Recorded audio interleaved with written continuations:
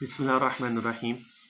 صلاۃ حاجت جب کوئی انسان کے اوپر پریشانی مصیبت تکلیف آتی ہے تو اس کے لیے وہ پڑھی جاتی ہے، اور طریقہ کیا ہے، دعا کیا ہے، وہ میں آپ لوگوں کو بتا دیتا ہوں۔ حدیث میں آپ صلی اللہ علیہ وسلم نے کیا بیان فرمایا اس کے بارے میں وہ بھی میں آپ لوگوں کو بتا دیتا ہوں۔ حضرت عبداللہ بن ابی اوفا رضی اللہ تعالیٰ عنہ، ٹھیک ہے، وہ فرماتے ہیں، وہ روایت کرتے ہیں کہ آپ صلی اللہ علیہ وسلم نے ارشاد فرمایا کہ جس کو اللہ تعالیٰ سے کوئی ضرورت پیش آئے، یعنی جب انسان کو کوئی ضرورت پیش ہو یا کسی بندے سے کوئی حاجت ہو، ٹھیک ہے، تو وہ وضو کرے اور اچھی طرح وضو کرے، پھر 2 رکعت نماز ادا کرے، 2 نفل نماز ادا کرے، پھر حق تعالیٰ کی ثنا کرے اور درود شریف پڑھے، پھر یہ دعا پڑھے، ٹھیک ہے۔ کوئی بھی ضرورت پیش آ رہی ہے، ضرورت میں کوئی بھی ضرورت ہوتی ہے، ٹھیک ہے، آپ کی کاروبار کی ضرورت ہو سکتی ہے، آپ کے رشتے کی ضرورت ہو سکتی ہے، آپ کی پریشانی ہے، کوئی مصیبت ہے، کہ سفر کے لیے جانا ہے اس میں رکاوٹ کوئی آ رہی ہے، کسی بھی قسم کی کوئی بھی ضرورت ہو سکتی ہے، ٹھیک ہے۔ تو آپ نے سب سے پہلے 2 رکعت نفل نماز پڑھنی ہے، پڑھنے کے بعد پھر درود شریف پڑھے، اللہ تعالیٰ کی ثنا بیان کریں۔ طریقہ یہی ہوتا ہے، جب بھی کوئی دعا کرے تو اس کے لیے یہی ہوتا ہے، اور پھر اس کے بعد یہ دعا ہے۔ دعا انشاءاللہ تعالیٰ میں اس کو اسکرین پہ بھی مینشن کر دوں گا، آپ اس کا اسکرین شاٹ لے لیجئے گا۔ لا الہ الا اللہ الحلیم الکریم سبحان اللہ رب العرش العظیم والحمد للہ رب العالمین اسألک موجبات رحمتک وعزائم مغفرتک والغنیمت والغنیمۃ من کل بر والسلامۃ من کل اسم لا تدع لی ذنبا الا غفرتہ ولا ہما الا فرجتہ۔ دعا تھوڑی سی لمبی ہے، وہ میں مینشن کر دوں گا۔ ولا حاجتا ہی لک رضاء الا قضیتها یا ارحم الراحمین۔ یہ دعا ہے، بس 2-3 لائنوں کی دعا ہے، زیادہ لمبی نہیں ہے۔ تو آپ نے 2 رکعت نفل نماز پڑھ لی، اس کے بعد آپ نے ثنا بیان کی اللہ تعالیٰ سے جب دعا کے لیے ہاتھ اٹھاتے ہیں، پھر درود شریف پڑھیں اور پھر یہ دعا پڑھ لیں۔ یہ دعا آپ سامنے اپنے موبائل میں بھی کھول کے رکھ سکتے ہیں، وہاں سے آپ دیکھ کے پڑھ لیجئے گا، زبانی یاد نہ ہو تو۔ نہیں ہے کوئی معبود سوائے اللہ تعالیٰ کے جو حلیم و کریم ہے۔ ترجمہ اس لیے بتاتا ہوں تاکہ آپ لوگوں کو اس ورڈز کا پتہ چلے، اور جب آپ وہ دعا پڑھ رہے ہو تو آپ کے مائنڈ میں وہ ورڈز بھی ہوں۔ الحلیم الذی لا یعجل بالعقوبۃ الکریم الذی یعطی بدون استحقاق و منت۔ ٹھیک ہے، اب یہ ڈیفینیشن بتائیے۔ حلیم ہے وہ ذات جو سزا دینے میں جلدی نہ کرے، ٹھیک ہے، اور کریم وہ ذات ہے جو بدون استحقاق اور قابلیت عطا کرے۔ پاک ہے اللہ تعالیٰ جو عرش عظیم کا رب ہے، ہر قسم کی تعریف اللہ تعالیٰ کے لیے خاص ہے۔ اے اللہ، میں سوال کرتا ہوں آپ کی رحمت کے موجبات کا اور آپ کی مغفرت کے ارادوں کا، اور ہر نیکی کے مال غنیمت کا اور ہر برائی سے سلامتی کا۔ ہمارے کسی گناہ کو نہ چھوڑیے مگر بخش دیجیے، اور نہ ہمارا کوئی غم باقی رکھیے مگر اس کو دور فرما دیجیے، اور ہماری ہر حاجت کو جس سے آپ راضی ہوں اس کو پورا کر دیجیے، اے ارحم الراحمین۔ یہ دعا صرف صلاۃ الحاجت کے لیے نہیں، آپ جو عام نارمل دعائیں مانگتے ہیں اس میں بھی یہ دعا کو پڑھا کریں، بہت زبردست دعا ہے، اور حدیث میں بھی ہے، ٹھیک ہے۔ ہر دعا کے قبل اور بعد درود شریف پڑھ لینا دعا کی قبولیت کے نہایت قوی ذریعہ ہے۔ یہ میں دوسری ویڈیوز میں بھی آپ لوگوں کو کہتا رہتا ہوں کہ کوئی بھی وظائف آپ کرتے ہیں، کوئی وظیفہ پڑھتے ہیں، کوئی دعا مانگتے ہیں، کوئی تسبیحات پڑھتے ہیں، تو آپ لوگ کچھ بھی کرتے ہیں درود شریف ضرور پڑھا کریں۔ بلکہ میں تو اتنا کہتا ہوں کہ آپ کوئی تسبیح مت پڑھیں سوائے 2 تسبیحوں کے، ایک درود شریف اور ایک استغفار۔ یہی اگر آپ اپنی روٹین بنا لیتے ہیں نا اس کو پڑھنے کی، روزانہ کی بنیاد پر بغیر کوئی گیپ دیے ہوئے، ٹھیک ہے، درود شریف اور استغفار۔ عورتوں کے لیے کہ جب آپ کے وہ 7 ڈیز ہوتے ہیں عورتوں کے، تو اس میں درود شریف نہ پڑھیں، استغفار پڑھ لیں، ٹھیک ہے، ادب کا لحاظ ہے، تو اس لیے درود شریف نہ پڑھا کریں اس میں۔ اس کے علاوہ پھر جب وہ گزر جائیں تو پھر اس کے بعد درود شریف شروع کر لیں دوبارہ سے۔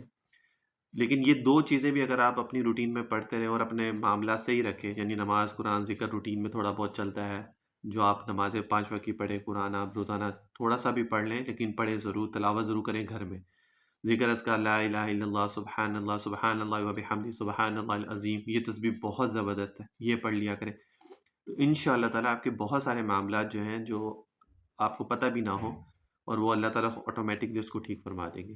یہ 2-3 تسبیحات ہی اگر آپ لوگ پڑھ لیں روٹین میں تو بہت فائدے مند ہے۔ اچھا، الصلاۃ علی رسول اللہ صلی اللہ علیہ وسلم مجابۃ القطع، یعنی درود شریف کو حق تعالی شانہ قبول فرما لیتے ہیں، اور کریم سے بعید ہے کہ بعض دعا کو قبول کرے اور بعض کو رد کر دے۔ دعا آپ کو پتہ ہے، میں نے 3 ٹائپس آپ کو بتائیں گے دعا کی، ابھی قبول ہو جائے گی، یہ تھوڑی بعد قبول ہو جائے گی، اور اگر دنیا میں نہیں قبول ہے تو اس کا بدلہ اللہ تعالیٰ آپ کو آخرت میں دے دے گا۔ لیکن درود شریف وہ ضرور قبول ہوتی ہے، اس میں کوئی شک و شبہ نہیں ہے۔ فَإِنَّ الْكَرِيمَ لَا يَسْتَجِيبُ بَعْدَ الدُّعَاءِ وَيَرُدُّ بَعْدَهُ۔ اچھا، اور علامہ ابو سلیمان دارانی رحمۃ اللہ علیہ فرماتے ہیں کہ دعا سے قبل اور بعد درود شریف پڑھنے والی دعا قبول ہو جاتی ہے، کیونکہ حق تعالیٰ صرف آگے اور پیچھے کی دعا کو قبول فرما لیں اور درمیان کی دعا کو رد کر دیں، یہ ان کے کرم سے بعید ہے۔ ٹھیک ہے، اب یہ دوسرے بزرگ یہ فرماتے ہیں کہ ایسا ہو ہی نہیں سکتا کہ اللہ تعالیٰ درود شریف کو قبول کر لے اور پھر بیچ کی جو دعا ہے جو ہم مانگے اس کو قبول نہ کرے، ایسا نہیں ہو سکتی۔ اللہ تعالیٰ کی شان کے انسان نہیں سوچ سکتا کہ اللہ تعالیٰ ایسا کریں گے، ٹھیک ہے نا؟ تو اس لیے لازمی بات ہے کہ اللہ تعالیٰ دعا ضرور قبول کرتے ہیں، لیکن ہو سکتا ہے آپ کو فوراً دعا قبول ہو جائے، ہو سکتا ہے کچھ ٹائم لگے، ہو سکتا ہے دنیا میں نہ ہو تو پھر اللہ تعالیٰ اس کا آخر میں بتا، لیکن ملے گا ضرور۔ ایسا نہیں ہے کہ آپ کہیں گے جی میں نے تو دعا مانگی اور دعا قبول ہی نہیں کی اللہ تعالیٰ نے، نہ دنیا میں کوئی بدلہ ملا اس کا نہ آخرت میں کوئی بدلہ ملا، ایسا نہیں ہے، ملے گا ضرور۔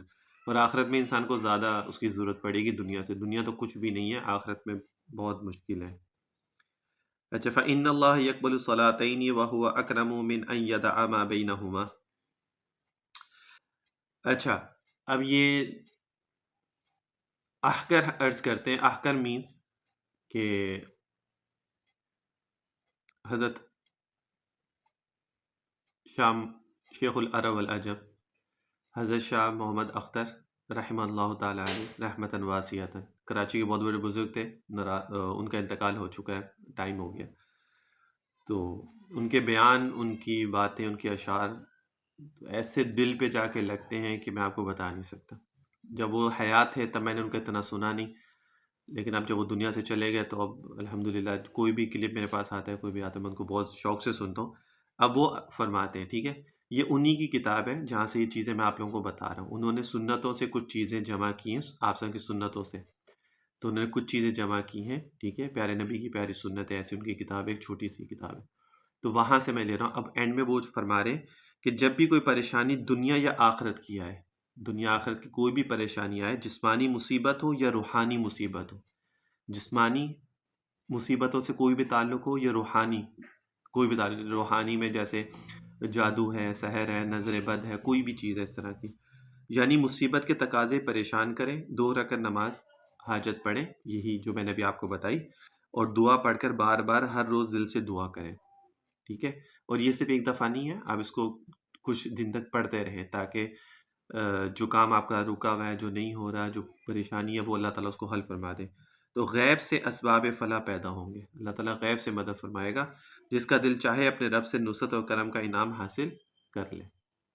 تو یہ میں چیزیں جو آپ لوگوں کو بتاتا ہوں نا، اکثر اس میں سے بزرگوں کی چیزیں ہوتی ہیں، اور ہوتی احادیث قرآن سے ہی ہیں، لیکن انہوں نے جمع کی بھی ہوتی ہیں، تو ہمارے لیے آسانی انہوں نے کر دی کہ ہمیں مختصر چیز مل گئی، ہمیں کتابیں کھنگالنی نہیں پڑتی، ہمیں کتابیں بہت بڑی بڑی دیکھنی نہیں پڑتی ہیں۔